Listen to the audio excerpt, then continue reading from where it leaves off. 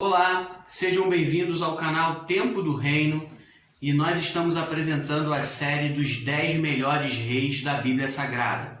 E na sexta posição está o rei Salomão. Nós gostaríamos de apresentar a história, o começo do reinado do rei Salomão. A princípio, vamos falar um pouco de quem foi o rei Salomão. O rei Salomão foi filho de Davi e o seu sucessor foi um rei chamado Roboão. Salomão reinou durante 40 anos em Israel.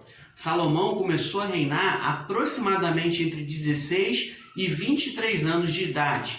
Salomão, no seu tempo de reinado, teve como ajuda e como apoio dois profetas, um chamado Aías e o outro chamado Natã. Essa é um pouco da história e da origem do rei Salomão. Mas nós vamos falar um pouco sobre o que aconteceu no seu reinado. E para isso nós vamos falar sobre os pontos positivos e os pontos negativos. Podemos pensar no ponto positivo que o rei Salomão foi o único rei que conseguiu cumprir na sua totalidade a promessa de Deus sobre a terra de Israel. Ou seja, Saul e Davi, os seus antecessores, não conseguiram conquistar todo o território que Deus havia prometido anteriormente. Mas é Salomão que consegue estender o território de Israel até os limites, ou seja, em sua totalidade, de acordo com a promessa de Deus. É interessante observarmos que no início do reinado de Salomão, ele recebe um conselho do seu pai Davi e ele cumpre exatamente a orientação do seu pai. Também é importante observarmos e enxergarmos nesse momento que no início do seu reinado, Salomão tem uma grande preocupação em conduzir Israel e em reinar de uma forma justa e de uma forma sábia. E para isso acontecer, ele faz um pedido sensacional quando o Senhor aparece a ele e lhe pergunta: Salomão, o que você desejaria? Um grande tempo de reinado? O que você desejaria? Um tempo de paz? O que você desejaria? Um tempo de riquezas? E aí, quando Deus faz essa proposta para Salomão, surpreendentemente, Salomão vai dizer para Deus: não, eu quero sabedoria para reinar com justiça. E diante desse pedido, o Senhor vai dizer a ele: porque você me pediste isso, não vou te dar somente sabedoria, mas tudo aquilo que eu falei que você poderia pedir.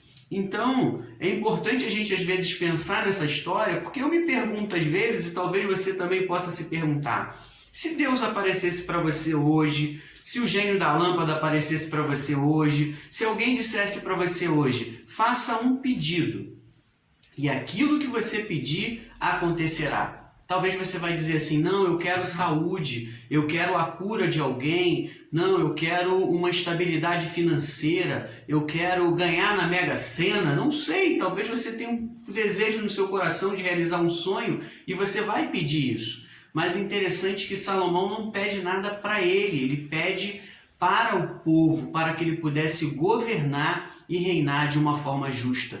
E para que isso acontecesse, seria preciso ter muita sabedoria. E diante da sabedoria de Salomão, todas as outras coisas foram acontecendo naturalmente durante o seu reinado.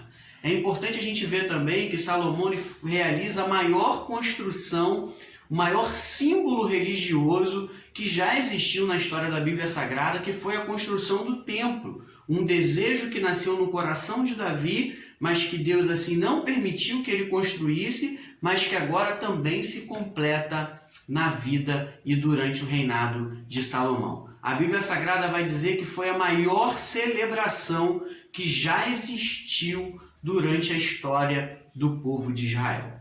Nós podemos observar muitas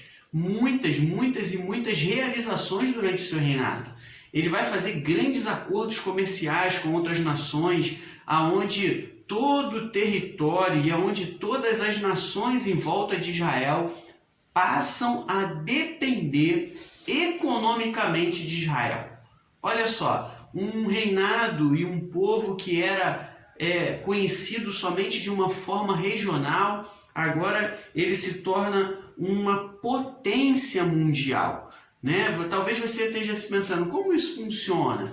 É interessante que as bolsas em todo o mundo, elas têm queda, elas têm valorizações, sobem ações, caem ações, mas quando isso acontece em bolsas como Nova York, afeta todo o mundo. E assim era em Israel. O que aconteceria em Israel afetaria todo o mundo por causa da dependência econômica e dos acordos comerciais que existiam entre as nações. Mas eu não estou aqui para falar de política e muito menos de economia, porque são algo que talvez o meu conhecimento seja muito raso.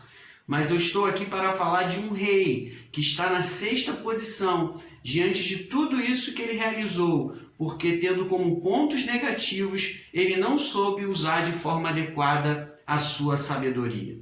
Chega um momento em que Salomão começa a se envolver e ter um relacionamento amoroso com outras mulheres, talvez por essas questões políticas. A Bíblia Sagrada vai dizer que Salomão teve 700 mulheres e 300 concubinas. Gente, para que essa quantidade de mulheres toda?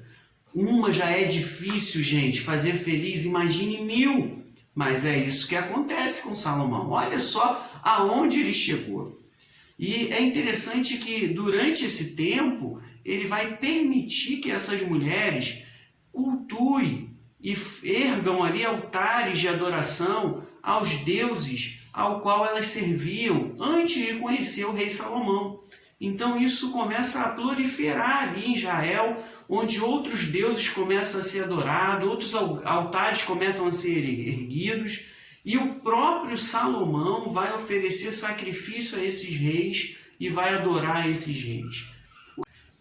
Bom, qual seria as aplicações e as lições que nós poderíamos tirar da história do rei Salomão?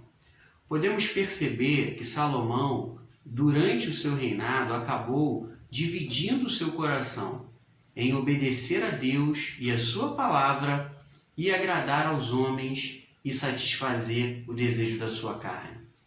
É muito arriscado quando nós tentamos agradar a todos. Podemos olhar para o futuro de Israel e perceber que quando Deus se revela a ele novamente, dizendo que o seu reino seria dividido, aprendemos com isso que com o coração dividido, tudo aquilo que nós deixarmos também será algo dividido e não será algo completo. Se você se entrega com inteireza de coração diante do Senhor e faz algo no seu reino de uma forma completa, você vai deixar algo íntegro, algo lapidado e algo completo para outras gerações. Mas quando você quer fazer as coisas de uma forma dividida entre aquilo que é secular e aquilo que é sagrado, querendo fazer esse tipo de divisão, essas coisas vão acarretar num futuro onde tudo aquilo que você vai deixar será divisão. Então, não faça isso. Não haja dessa forma. Vamos aprender com os pontos positivos e as grandes coisas que Salomão fez que marcaram a história de Israel. Mas também vamos aprender com os erros desse homem. É importante frisarmos que todos os reis tiveram dificuldades e tiveram os seus defeitos, assim como nós no dia de hoje.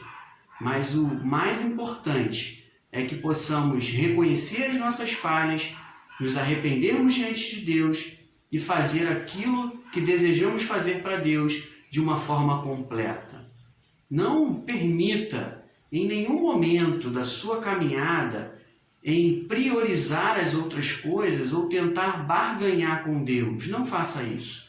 Continue firme, continue caminhando, ainda que tenha lutas e dificuldades, mas continue entregando aquilo que pertence ao Senhor de uma forma completa. Eu queria dizer para você nessa hora e nesse momento que você está assistindo a esse vídeo, na sua casa, no metrô, no ponto de ônibus, na faculdade, na escola, onde você estiver, pense como está o seu coração. Faça uma autoanálise nessa hora e veja se você está tentando conciliar o que você deseja com aquilo que é promessa e aquilo que é a orientação de Deus na sua vida.